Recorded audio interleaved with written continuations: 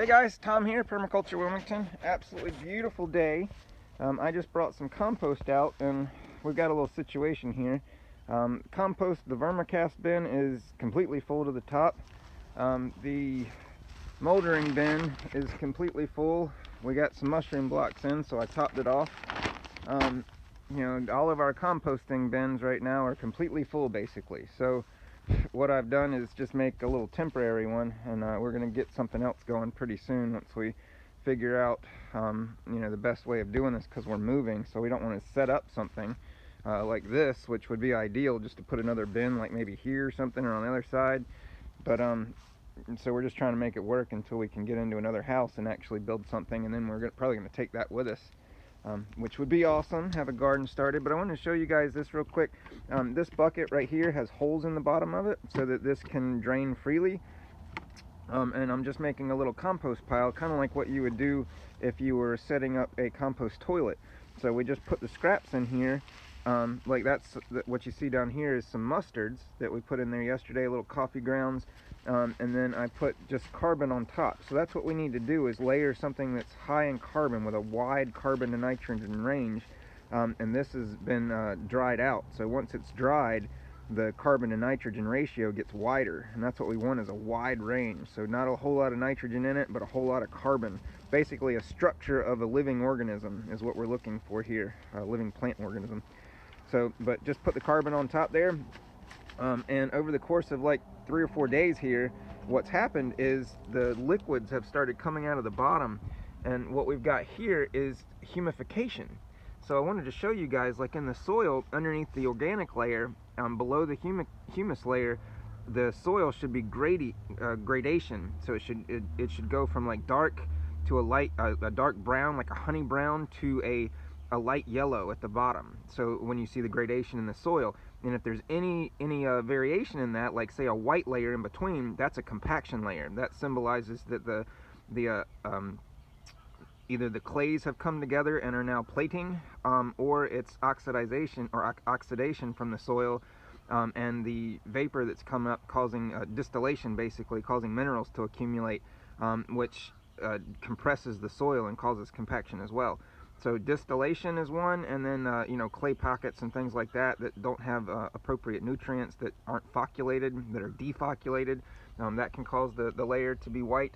But I just wanted to show you guys in here that the brown color that we get, that we see in the soil, is from humification, is from that humic layer, and that humus layer that we see in the soil is the organics. So the organics break down into smaller particles, and then all these acids from the biology, the microbiology that's in here breaking down to the vegetation, those acids fall down and they get trapped above the subsoil there and form this humus layer. So that humus layer is really important because it's where all the microarthropods crawl down to get their nutrients, and worms crawl up to get it, or through the organic matter to get it. So like this humus layer is really, really important, guys. And this is the color that we should see below it. So if you guys can see, I'm gonna get it in the light a little bit, but it's a honey color. But this is, I believe that's fulvic acid is what Elaine Ingham said it was. I don't remember exactly, but we went over the different acids that are in humification, and the honey color is definitely, it's symbolic of one of the acids. But that is the color that we need to have, guys. See if I can get in the light a little bit more so you can see. Come over here maybe. I want to show you guys the good stuff. So this is good humification, humic acid, and this is full of biology. It's full of plant soluble nutrients, and this just came out of the bottom of a bucket that I put some kitchen scraps in. This is what we need to grow plants right here in this little plant. So this liquid that we're using here is full of nutrients and biology as well. So just sharing what's going on with you guys, where my mind's at, things I'm learning, what I'm thinking about on a daily basis. But so what I'm going to do here is just kind of brush this off to get down to the worms. And so what I'm doing is I'm feeding my plant just like that. It's that easy, guys. You just got to get this stuff into the soil around the plants, and that's basically the biology take care of everything for us. So we don't really have to do much as long as we have the biology.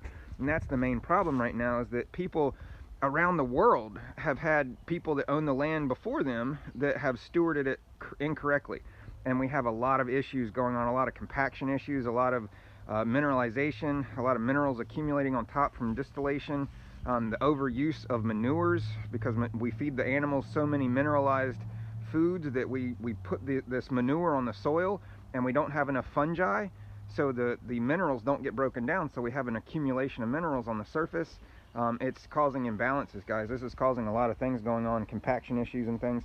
So, but I'm just going to cut this short, guys. We're making smoothies, and we're going out to plant some of the trees that I got from the Dweller of the Woods today. I'm so excited.